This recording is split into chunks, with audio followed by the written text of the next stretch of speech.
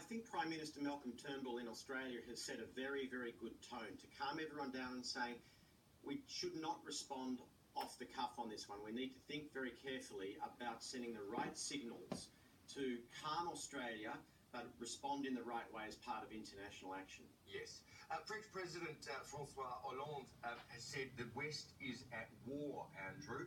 And of course, as any military leader will tell you, when you're at war, you need a clearly defined enemy.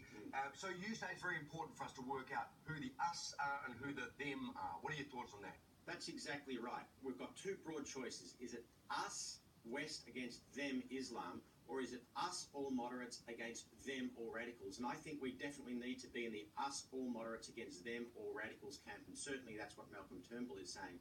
And in that light, I'm very, very glad that the Australian-born white extremist was jailed yesterday, Philip Gallia, because those members of organisations like Reclaim Australia are playing directly into Islamic State's hands.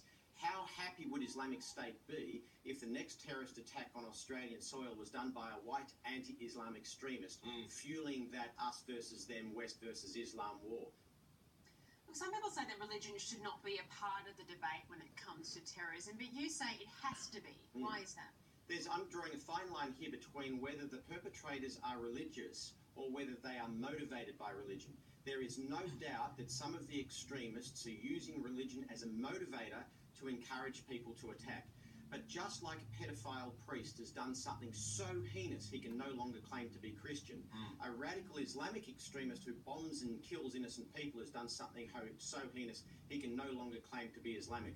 But we'd be naive to say that Islam wasn't being used as a motivator for the Islamic terrorism, just like some sort of warped, thought is motivating people like Peter Gallia and the Reclaim Australian people to perhaps threaten extremist violence on our very shores. Yes. Well, of course, there is, one element of Islam, predominantly that sort of Wahhabist, Salafist element of Islam that does teach people in a very multi-generational fashion that, you'll go to heaven if you commit extreme acts against the infidels.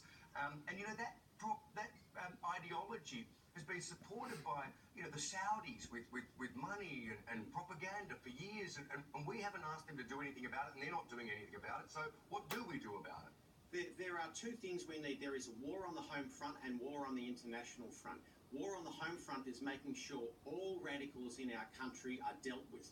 Both the pro-Islamic and the anti-Islamic radicals need to be dealt with. But you're right, on the the international front, we need to work out who is on our side as well. And the Saudis have a huge responsibility of cracking down on radical Islam, which is inside their own territory. There is no doubt about that countries like ours and the United States need to put a lot more pressure on the government of Saudi Arabia to deal with the radical extremist Islamic fundamentalism that exists inside Saudi Arabia. Andrew, before we let you go, I do want to get your opinion on Syria. Prime Minister Julie Bishop says removing Assad would leave a power vacuum there. What do you think is a viable solution there? Is it a case of choosing the best option out of a lot of bad options? Certainly in international affairs, if you're choosing between good and bad, you don't need leadership. In international affairs, it's often a choice between bad options and comparing between bad. But let's get the time frame right on this. When was the last time Allied soldiers left Germany after World War II? And the answer is they haven't. When's the last time Allied soldiers left Japan after World War II? And they haven't. It's been a 3-generation contribution.